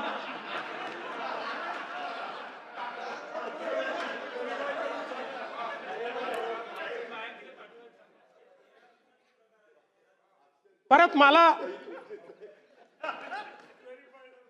व्हेरीफाय झालं. मला तुमच्या हेतूवर शंका घ्यायची नाही आहे. मी तुम्हाला सांगू इच्छितो की हे जे काही तुम्ही सांगताय, खात्यामध्ये उत्तम काम आपले मंत्री करतायत, चांगलं चालेल. आणि आता आपण एक अजून मुद्दा उपस्थित केला की अशा अटी आणि शर्ती का टाकल्या टेंडरच्या. मी आपल्याला निदर्शनास आणून देतो की आत्ता टेंडरच्या ज्या अटी शर्ती आहे 100% CVC गाईडलाईन प्रमाणे. त्याच्यात डायल्युशन जर केलं तुम्ही म्हणताय ते, तर CVCच्या गाईडलाईनचा त्या ठिकाणी भंग होईल, आणि म्हणून CVCच्या गाईडलाईन प्रमाणे अटी व शर्ती टाकून याचं टेंडर होत आहे. आता ते टेंडर कोणाला मिळणार, काय मिळणार याच्यामध्ये मला जायचं नाही. जो पात्र असेल त्यांनी ते टेंडर भरावं आणि ते टेंडर घ्यावं. इथे कुठेही रिगिंग याचं करण्यात येणार नाही. आणि मी त्या दिवशी तुमच्या प्रश्नाच्या उत्तरात सांगितलं की भांडे वाटप वगैरे या ज्या आपल्या अतिशय लोकप्रिय स्कीम्स आहेत याच्यामध्ये काही पारदर्शिता आणण्याची आवश्यकता आहे, आणि म्हणून या सगळ्या स्कीम्समध्ये पारदर्शिता आणायची, काही प्रमाणात अजून नवीन स्कीम्स घ्यायच्या का, कुठे DBT करायचं काय, या संदर्भात सुप्रीम कोर्टाने गाईडलाईन्स दिलेले आहेत. आपल्याला माहिती आहे की हे पैसे दुसरीकडे खर्च नाही करतायत. लाडक्या बहिणींना द्यायचे ठरवले म्हणजे त्यांच्याकडे 5-7 हजार कोटी रुपये आहेत. इकडे आपल्याला कर्ज घ्यावं लागतं, पण ते आपण लाडक्या बहिणींना देऊ शकत नाही, ते यांनाच आपल्याला द्यायचं आहे. त्यामुळे अजून काही नवीन योजना पारदर्शीपणे आणण्याची जर परवानगी मिळाली तर निश्चितपणे आम्ही त्या योजनाही या ठिकाणी आणण्याचा प्रयत्न हा निश्चितपणे करू, हे मी सांगू इच्छितो. या ठिकाणी ऊर्जा विभागाच्या संदर्भातही काही सदस्यांनी विषय उपस्थित केले. खरं म्हणजे आपण जी काही 7.5 अश्वशक्ती वीज वापर करत असलेल्या 45 लक्ष कृषी पंप धारकांना मोफत वीज देण्याचा निर्णय घेतलाय. तो निर्णय आपण सुरूच ठेवलेला आहे, आणि मला आपल्या निदर्शनास आणून द्यायचं आहे की हा जो काही आपल्याला आपण ही जी मोफत वीज देतोय याच्या पोटी मागच्या वर्षी वितरित अनुदान आहे 18,892 कोटी रुपये. म्हणजे शेतकऱ्यांना 18,892 कोटी रुपये हे आपण या ठिकाणी यातनं दिलेले आहेत. आपण शेतकऱ्यांना दिवसा वीज पुरवठा करण्याच्या संदर्भात कृषी वाहिन्यांचे सौर ऊर्जीकरण करणारी MSKYV मुख्यमंत्री सौर कृषी वाहिनी योजना 2 ही सुरू केली. ही योजना जगातली सगळ्यात मोठी डिस्ट्रीब्युटेड सोलर एनर्जीची योजना आहे. कृषी क्षेत्राची ऊर्जेची मागणी 16,000 मेगावॅट आहे.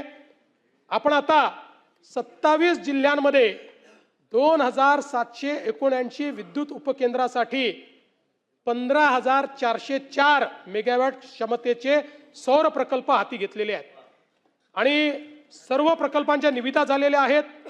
सर्व कामं प्रकल्प हे जे आता हातात घेतलेले आहेत हे ऑक्टोबर 2026 पर्यंत आपण पूर्ण करू. ऑक्टोबर 2026 मध्ये किंवा 3-4 महिने मागे पुढे करू. फार तर महाराष्ट्र हे पहिलं राज्य असेल की जे राज्य आपल्या शेतकऱ्यांना 100% हरित वीज देईल. आतापर्यंत 1,710 मेगावॅटचे प्रकल्प कार्यान्वित झाले आहेत. 4 लाखाहून अधिक शेतकरी त्यात लाभान्वित झालेले आहेत. याचा फायदा असा आहे, शेतकऱ्याला दिवसा वीज मिळेल. वीज खरेदीमध्ये आपल्या कंपनीची 10,000 कोटी रुपयाची बचत होईल. म्हणजे आज ही 20,000 कोटीची जी सबसिडी दादा द्यावी लागते आहे त्यामध्ये 10,000 कोटी रुपये या एकाच योजनेने आम्ही तुमचे वाचवणार आहोत. आणि शासनाची आणि जी काही क्रॉस सबसिडी आहे त्या क्रॉस सबसिडीमध्ये 5,500 कोटीची या ठिकाणी बचत होईल. आणि सगळ्यात महत्त्वाचं, कार्बन उत्सर्जनामध्ये 25% कपात थेट आपण या माध्यमातून करू. यासोबत राज्याचे शाश्वत विकास आणि उद्योगांना चालना देण्यासाठी एनर्जी ट्रान्झिशन ब्ल्यूप्रिंट आपण तयार केली आहे. 2030 सालापर्यंत महाराष्ट्रामध्ये एकूण जी वीज आपण वापरतो यापैकी 50% वीज हरित सोर्सेसमधनं या ठिकाणी येईल. आणि हे केलेलं काम याचा स्केल काय हे आपल्या लक्षात आणून देण्याकरता हे सांगतो की गेल्या 2-3 वर्षामध्ये आपण हे काय स्केलअप केलं आहे. आपल्या राज्याच्या निर्मितीपासनं 2022 पर्यंत किंवा अगदी 47 पासून तर 75 वर्ष समजून घ्या, आपल्या राज्यातली आपली निर्मित आणि कॉन्ट्रॅक्च्युअल कॅपॅसिटी होती 37,000 मेगावॅट. 37,000 मेगावॅट. गेल्या 2 वर्षामध्ये आपण जी अतिरिक्त करारी क्षमता तयार केली आहे ती आहे 45,000 मेगावॅट. म्हणजे 37,000 मेगावॅट आत्तापर्यंत केली आणि 2च वर्षात 45,000 मेगावॅट अशी. आणि एकूण जे काही कार्यारंभ आदेश आपण जारी केलेले आहेत यामुळे वर्ष 2030 साली आपल्याकडे 82,000 मेगावॅट वीज उपलब्ध असेल आणि त्यातली 45,000 मेगावॅट ही या ठिकाणी जवळपास आपण हरित ऊर्जा या ठिकाणी आपण तयार करणार आहोत. सगळ्यात महत्त्वाचं काय आहे तर याचे दर. आज आपल्याला माहिती आहे की आपली जी लँडेड कॉस्ट आपल्याला पडते 8 रुपयाची पडते आणि आपली खरेदी कॉस्टही 5, 5.5, 6 रुपयापर्यंत पडते. आता याचा सगळ्यात मोठा फायदा रिन्युएबलचा असा आहे 25 वर्ष त्याची किंमत एकच असणार आहे. आणि मग सौर कृषी ऊर्जीकरणाकरता जे 16,000 मेगावॅट आहे त्याचा दर असणार आहे 3 रुपये 7 पैसे. युटिलिटी स्तराचे जे मोठे सौर प्रकल्प आहेत ज्यातनं 11,450 मेगावॅट वीज मिळणार आहे त्याचा दर असणार आहे फक्त 2 रुपये 70 पैसे पुढचे 25 वर्ष. आणि सौर आणि पवन असा हायब्रिड जी वीज आपण विकत घेतोय ज्यातनं 4,300 मेगावॅट वीज आपल्याला मिळणार आहे त्याची क्षमता त्याची किंमत असणार आहे 3 रुपये 60 पैसे प्रति किलोवॅट. आणि काय नाही तो नाही लागणार. हां हां नाही याला युनिट म्हणजे याचा युनिट किलोवॅट असल्यामुळे तसं आपण म्हणतोय ते युनिटच होत होते. त्यानंतर पंप स्टोरेज याच्यामध्ये परत 3 रुपये 20 पैसे, ज्यातनं आपल्याला 28,000 मेगावॅट प्रति तास मिळणार आहे. आणि बॅटरी स्टोरेज 1500 मेगावॅट यातनं मिळणार आहे, ती देखील 2 रुपये 19 पैसे. आणि जी काही फर्म अँड डिस्पॅचेबल ॲन्युअल जी काही पॉवर आहे ही 4 रुपये 60 पैसे प्रति किलोवॅट. म्हणजे मला हे सांगायचं आहे की पुढच्या 25 वर्षामध्ये आता आपल्याला स्थिर दराने, म्हणजे आपली कोळशाची ऊर्जा सोडून बाकी ऊर्जा ही स्थिर दराने मिळणार असल्यामुळे आपण पुढच्या 5 वर्षाकरता महाराष्ट्रामध्ये विजेचे दर हे कमी करू शकलेलो आहोत. आणि मला सांगताना आनंद वाटतो की जर गेल्या 20 वर्षात आपण बघितलं तर दरवर्षीचा विजेचे दर वाढण्याचा जो आपला वार्षिक दर आहे, दरवर्षी 9.20%नी 9.20% आपण विजेचे दर वाढवायचो. आपल्याला माहिती आहे एकदा MERCने सांगितलं की ते ऑटोमॅटिक वाढतात, ते काही वाढवून करावे लागत नाही. पण 25-26 पासनं 29-30 पर्यंत दरवर्षी विजेचे भाव हे 1.96% ॲव्हरेज आणि वेगवेगळ्या कॅटेगरीमध्ये वेगवेगळ्या पद्धतीनं दरवर्षी कमी होतील. आणि म्हणून आपल्या 70% कन्झ्युमर करता आजचे जे दर होते त्याच्या 26% कमी दर हे त्याला 2030 मध्ये द्यायचे आहेत. आपण जर बघितलं तर घरगुती 8.4 रुपयाचा आज त्याला द्यावा लागतोय, तो 6 रुपये त्याला फक्त दर पडणार आहे. वाणिज्यिकला 16.97 आहे, त्याला 15.87 द्यावा लागेल 30 सालापर्यंत. आणि जे काही औद्योगिक आहे त्यांना 10 रुपये 88 पैशाच्या ऐवजी 9 रुपये 97 पैसे द्यावा लागणार आहे. आणि जर आपल्या नेहमीच्या पद्धतीने 9% जी वाढ आहे ती गृहीत धरली असती तर औद्योगिकला 10 रुपये 88 पैशाच्या ऐवजी 15 रुपये 77 पैसे द्यावे लागले असते. वाणिज्यिकला 16 रुपये 97 पैशाच्या ऐवजी 23 रुपये 91 पैसे द्यावे लागले असते. आणि घरगुतीला 8.14 रुपयाच्या ऐवजी 8 रुपये 14 पैशाच्या ऐवजी 11 रुपये 32 पैसे द्यावे लागले असते. पण आता या स्थिर आकारामुळे हा एक महत्त्वाचा विषय या ठिकाणी होतोय. यासोबत मला हे सांगायचं आहे की PM कुसुम या योजनेच्या अंतर्गत देशभरामध्ये जे सौर पंप लागले, देशभरामध्ये त्याच्या 60% पंप एकट्या महाराष्ट्राने लावलेले आहेत. आणि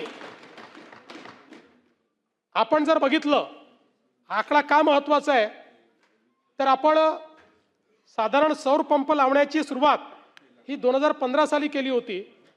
आणि त्यावेळेस इतक्या योजनाही नव्हत्या. पण 15 ते 23 अशा या 8 वर्षामध्ये आपण 1,89,000 पंप लावले. आणि जानेवारी 24 ते जून 25 एवढ्या 1 वर्ष 2 महिन्याच्या कालावधीमध्ये 3 महिन्याच्या कालावधीमध्ये आपण 3,86,000 पंप या ठिकाणी लावले. आता मोठ्या प्रमाणात हे जे काही पंप लागलेले आहेत यामुळे 23 लाख एकर जमीन ही ओलिताखाली आलेली आहे. आणि आता पुन्हा या पंपांना आपण गती दिली आहे. याच्यामध्ये थोडा एक लॅग तयार झाला होता कारण आपण ADB सोबत एक करार केलेला आहे. ADBने आपल्याला अट टाकली होती की 1 लाख पंप संपल्यावरच दुसऱ्या 1 लाखाचं टेंडर काढावं. पण आता त्यातनंही आपण सूट घेतलेली आहे. त्यामुळे आता हा लॅग दूर होईल आणि डिसेंबरपर्यंत सगळे पंप जे आहेत हे आपण या ठिकाणी लावू शकू अशा प्रकारची आपल्याला अपेक्षा आहे. यामध्ये पंप लावल्यानंतर एकतर पंपाचा पुरवठा कोणी करायचा, आपण एम्पॅनल लिस्ट दिलेली आहे. त्यामुळे सरकार ठरवणार नाही आहे. एम्पॅनल लिस्ट प्रमाणे जो कोणी शेतकरी आहे त्यांनीच ठरवायचं कुठला पंप कोणाचा पंप घ्यायचा आहे. तो पंप घेतल्यानंतर 5 वर्षापर्यंत त्याची देखभाल दुरुस्ती ती कंपनी करेल. आणि 5 वर्षापर्यंत त्या पंपाचा इन्शुरन्स असेल, तो तुटला फुटला चोरी गेला तरी त्याचे सगळे पैसे हे इन्शुरन्स कंपनीच्या माध्यमातून त्या ठिकाणी भरण्यात येतील. अशा प्रकारची ही योजना या ठिकाणी केली आहे. यासोबत प्रधानमंत्री सूर्यघर योजना या योजनेत महाराष्ट्र दुसऱ्या क्रमांकावर आहे.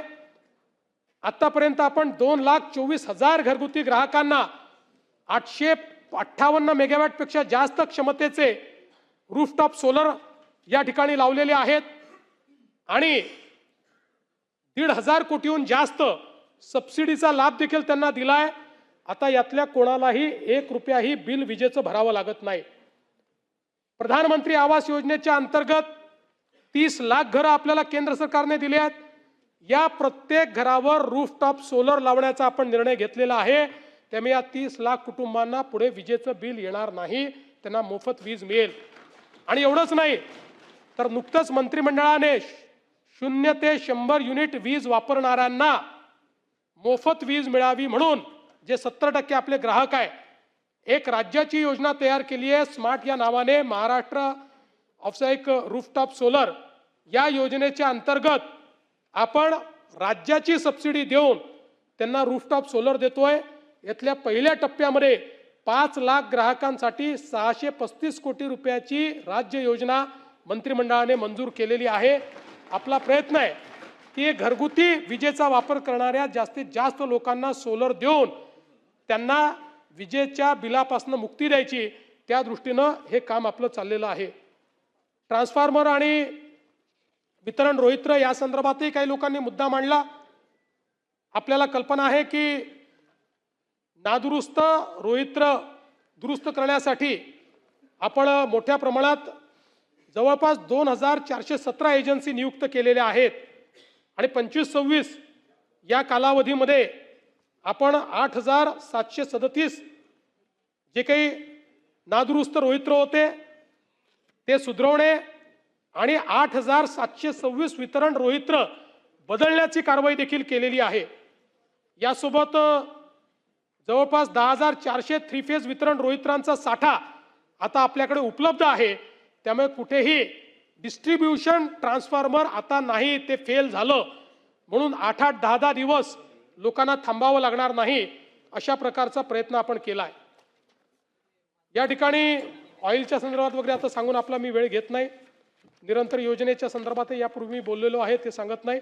RDSS मध्ये मोठ्या प्रमाणात जे काम चाललेलं आहे ते सांगून आपलं मी आता वेळ या ठिकाणी घेत नाही. पण ऊर्जा क्षेत्रामध्ये अतिशय क्रांतिकारी अशा प्रकारचं काम करण्याचा प्रयत्न आपण करतो. अर्थात पुढचे 3-4 वर्ष इन्फ्रास्ट्रक्चरमध्ये खूप काम आपल्याला करावं लागणार आहे. कारण ज्या पद्धतीनं आपली विजेची मागणी वाढलेली आहे तेवढ्याच वेगानं डिस्ट्रीब्युशन नेटवर्क आणि ट्रान्समिशन इन्फ्रास्ट्रक्चर हे आपण तयार करू शकलेलो नाही.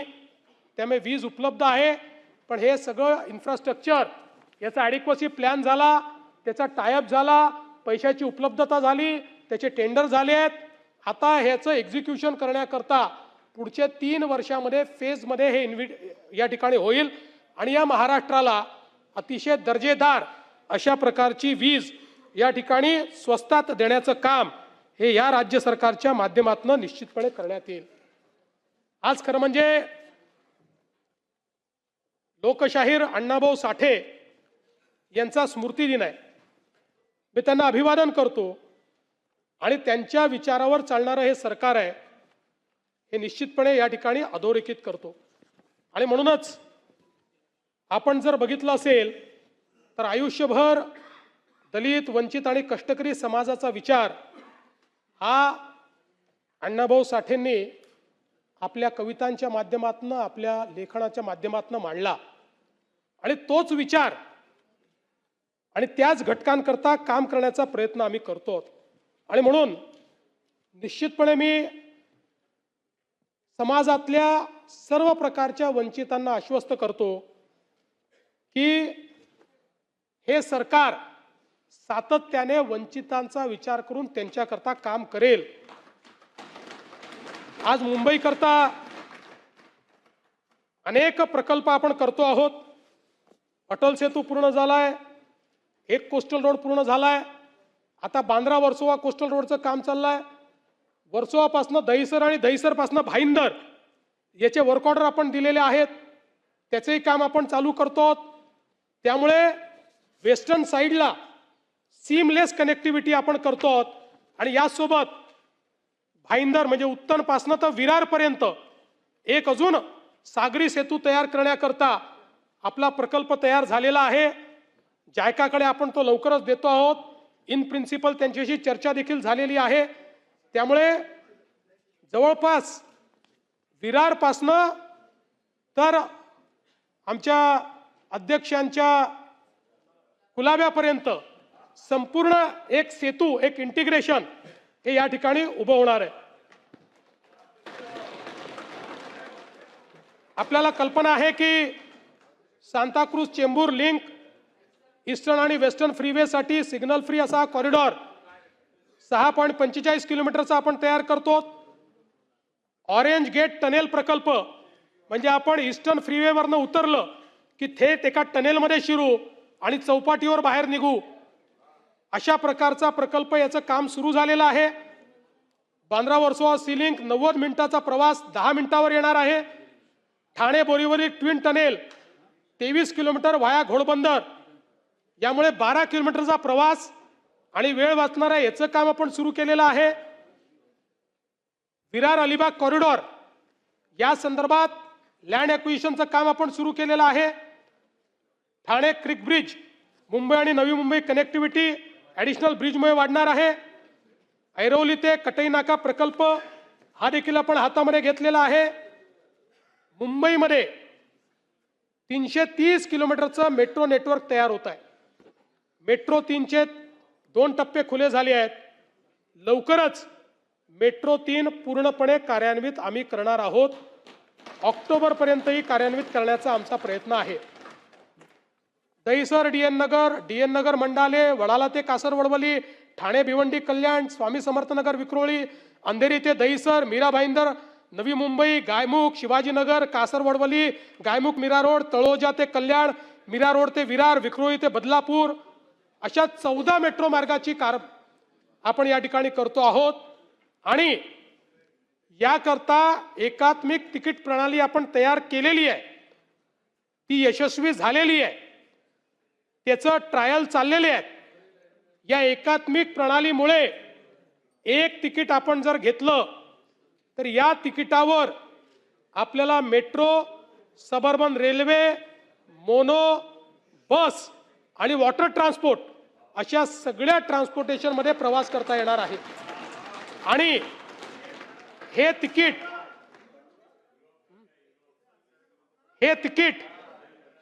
व्हॉट्सॲपवर देखील उपलब्ध होणार आहे. हेच तिकीट व्हॉट्सॲपवर होणार आहे. निवडणुकीचं तिकीट व्हॉट्सॲपवर मिळणार नाही. आणि यासोबत एक प्रयत्न अजून आमचा आहे. माननीय अध्यक्ष महोदय, मध्यंतरीच्या काळामध्ये सबअर्बन रेल्वेची एक मोठी दुर्घटना झाली आणि सातत्याने सबअर्बन रेल्वेला दरवाजे नसल्यामुळे ॲक्सिडेंट आपण झालेले पाहतो. अतिशय वाईट परिस्थितीत लोक प्रवास करतात. आज 2 क्लासेस आपण तयार केलेले आहेत. एकीकडे मेट्रो आहे जी पूर्णपणे AC आहे, ज्याचे दरवाजे बंद होत आहेत, ज्याच्यामध्ये प्रवासाची ईज आहे, तीही मुंबईकरांना आहे. आणि दुसरीकडे सबअर्बन रेल्वे आहे की ज्याच्यामध्ये अतिशय दाटीवाटीत लोक प्रवास करतात आणि ज्याला दरवाजे नसल्यामुळे ॲक्सिडेंट होतात. आणि म्हणून माननीय मोदीजींकडे आणि माननीय रेल्वे मंत्र्यांकडे आम्ही अशी मागणी केली होती की मेट्रोसारखे कोचेस हे सबअर्बन रेल्वेला दिले पाहिजे, म्हणजे जे पूर्णपणे AC असतील आणि दरवाजे ज्याचे बंद होतील. आणि ही पण मागणी केली आहे की हे जरी कोचेस लावले तरी तिकिटामध्ये 1 रुपयाची वाढ न करता हे कोचेस लागले पाहिजे. आणि मला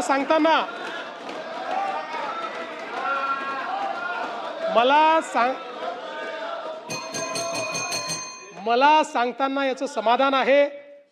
आजच सकाळी माननीय रेल्वे मंत्री मुंबईमध्ये होते आणि त्यांनी हे सांगितलं की आम्ही या संदर्भात सकारात्मक निर्णय घेतो आहोत.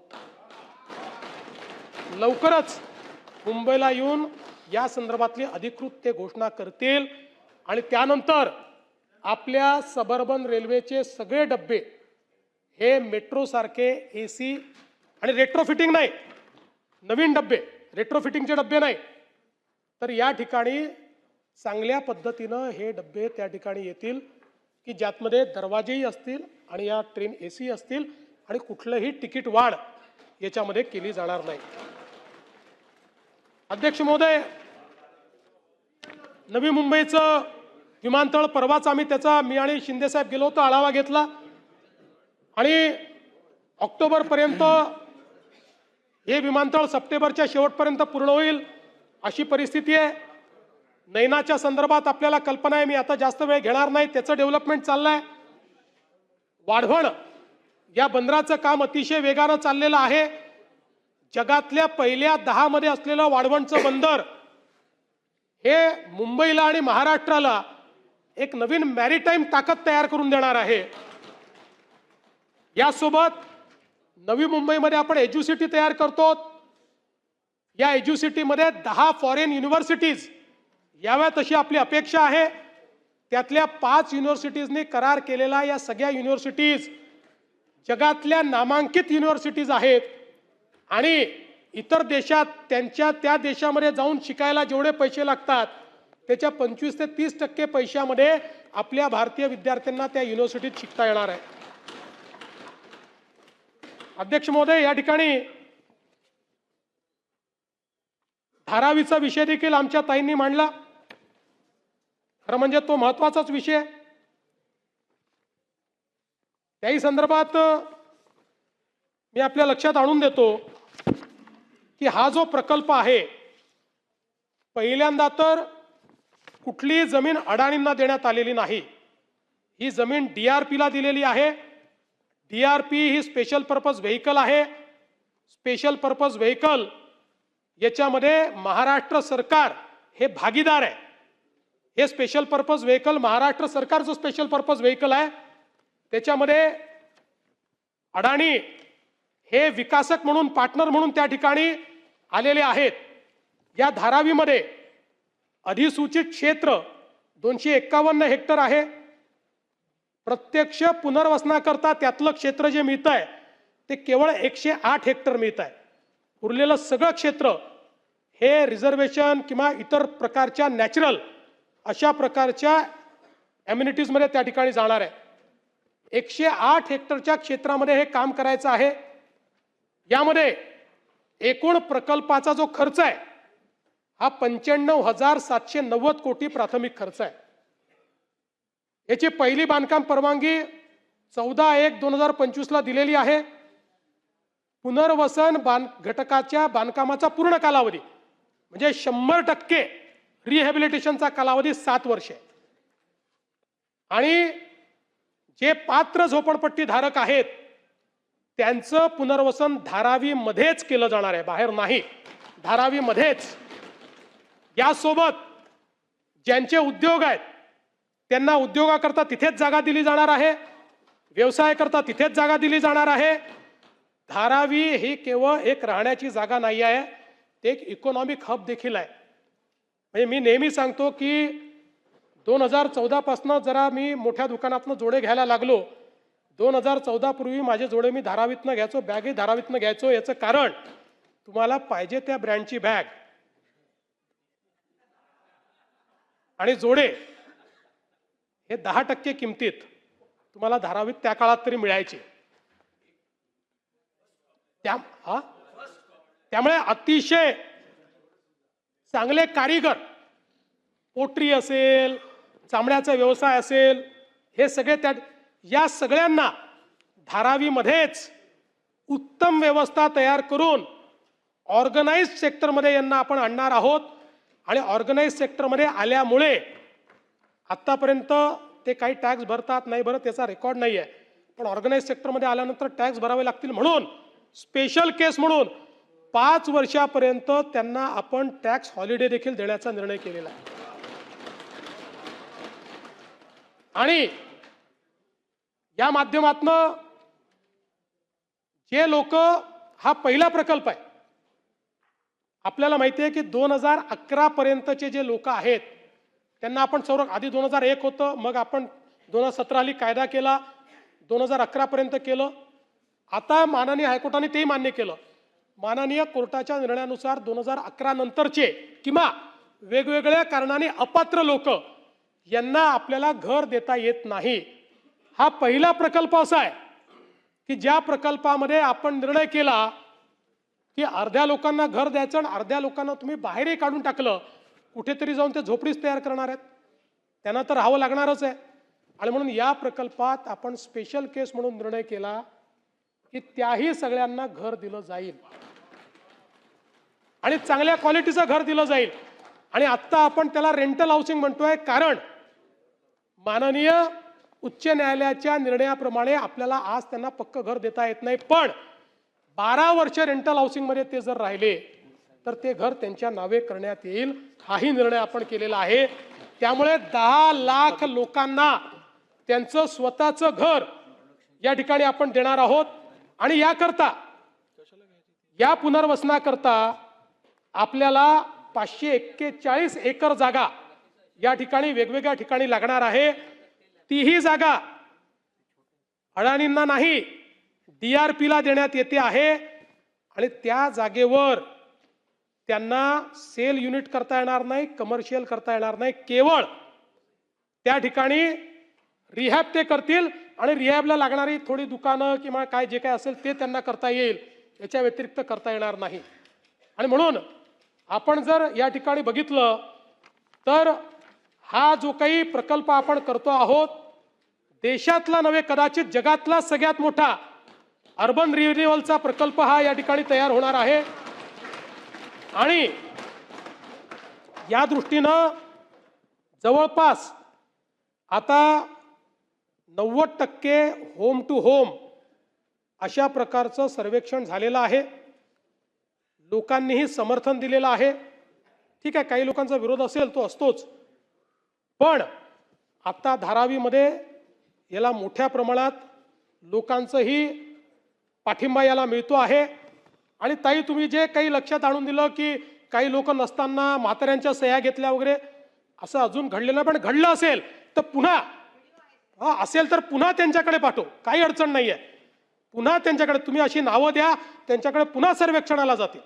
कारण हा प्रकल्प आपल्याला एक असा प्रकल्प करायचा आहे, मला विश्वास आहे पुढच्या 3 वर्षात जेव्हा रिहॅब तयार होताना दिसतील आणि झालेले असतील आणि आपण डिलिव्हर करू पहिल्या सेक्शनला, त्यावेळी मुंबईतल्या झोपडपट्टी धारकांमध्ये एक विश्वास निर्माण होईल आणि स्लम फ्री मुंबईचं जे आपलं स्वप्न आहे ते स्वप्न आपण निश्चितपणे पूर्ण करू शकू. आणि म्हणून हा जो प्रकल्प आहे हा अत्यंत महत्त्वाचा असा प्रकल्प आहे. आणि म्हणून सिडकोचा विकास असेल, इंदू मिलचं स्मारक असेल, नवी मुंबईत एक्झिबिशन सेंटर असेल, अशा अनेक गोष्टी. आणि मला हे सांगताना समाधान आहे की 2014 ते 19 या सभागृहामध्ये जे जे अनाउन्समेंट केली, जे जे बोललो, त्या सगळ्या गोष्टी आज होताना दिसत आहेत.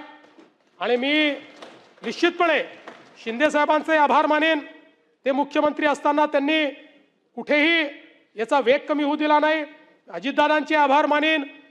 ते कुबेर आहेत, त्यांच्याकडे आमची तिजोरीची किल्ली आहे, त्यांनी ही तिजोरी अडवली नाही, नाहीतर डुप्लिकेट किल्ली तयार करावी लागली असती, पण त्यांनी ती संधीच आम्हाला दिली नाही. आणि म्हणून आताही जे प्रकल्प आम्ही सांगतो आहोत, या मुंबई आणि MMRचा चेहरा बदलणारे, इथल्या सामान्य माणसाच्या जीवनात परिवर्तन करणारे, हे निश्चितपणे आपण करून दाखवू. खरं म्हणजे प्रत्येक वेळी वर्ष 1.5 वर्षांनी लोक जेव्हा मुंबईत येतात त्यावेळी एक बदललेली मुंबई ही आपल्याला पाहायला मिळते. अण्णाभाऊ साठेंनी जी व्यथा मुंबईत अनुभवली, ती व्यथा दुसऱ्या कोणाच्या वाट्याला येऊ नये अशा प्रकारचा प्रयत्न आपण करतोय. म्हणून अण्णाभाऊ साठेंची एक कविता आहे मुंबईवर, फार महत्त्वाची आहे. त्यांनी काय अनुभवलं, या मुंबईत गर्दी बेकारांची, त्यात भर झाली माझी एकाची, मढ्यावर पडावी मुठभर माती, तशी गत झाली आमची. ही मुंबई यंत्राची, तंत्राची, जगणाऱ्यांची, मरणाऱ्यांची, शेंडीची, दाढीची, हडसनच्या गाडीची, नायलॉनच्या आणि जॉर्जेटच्या तलम साडीची, बुटांच्या जोडीची, पुस्तकांच्या थडीची, माडीवर माडीची, हिरव्या माडीची, पैदास इथे भलतीच चोरांची, एत खाऊंची, शिरजोरांची, हरामखोराची, भांडवलदारांची, पोटासाठी पाठ धरली होती मी कामाची, पर्वा केली नाही उन्हाची, थंडीची, पावसाची, पाण्याने भरलं खिसं माझं, वाण मला एका छत्रीची. आणि पुढे याच कवितेमध्ये त्यांनी संयुक्त महाराष्ट्राच्या चळवळीच्या देखील त्या ठिकाणी नांदी केलेली आहे. आणि म्हणून पुन्हा एकदा मी सांगू इच्छितो, ही कविता वाचण्याचं कारण एवढंच आहे की 4 महिन्यानंतर भाषणं सुरू होतील. महाराष्ट्रापासून मुंबईला तोडण्याचं षडयंत्र सुरू झालेलं आहे. त्यामुळे आता सांगतो, मुंबईला महाराष्ट्रापासून कोणी तोडू शकत नाही. कोणाचा बाप, बापाचा बाप, त्याचा बाप, त्याचा बाप, त्याचा आजा आला तरीही मुंबई महाराष्ट्राचीच आहे, ती महाराष्ट्राचीच राहील. आणि हजारो पिढ्या, आणि या महाराष्ट्रामध्ये मराठी माणसाचा आवाज, या मुंबईमध्ये मराठी माणसाचा आवाज बुलंद राहील. आणि म्हणून आज या निमित्ताने एक आधुनिक मुंबई, एक सर्वसमावेशक मुंबई आणि तसाच प्रगतिशील महाराष्ट्र घडवण्याचा प्रयत्न आम्ही करू, अशा प्रकारचं मी या चर्चेच्या उत्तरात सांगतो. काही सदस्यांनी अजून काही मुद्दे मांडलेले आहेत, त्याचे लेखी उत्तरं त्यांना पाठवायचा प्रयत्न मी करेन, कारण सगळ्या इंडिव्हिज्युअल गोष्टींना या ठिकाणी उत्तर देता येत नाही. पण आपण सगळ्यांनी माझं उत्तर शांतपणे ऐकलं, त्याबद्दल आपले आभार व्यक्त करतो. लोकशाही मराठी ऐका, पहा, जागरूक रहा.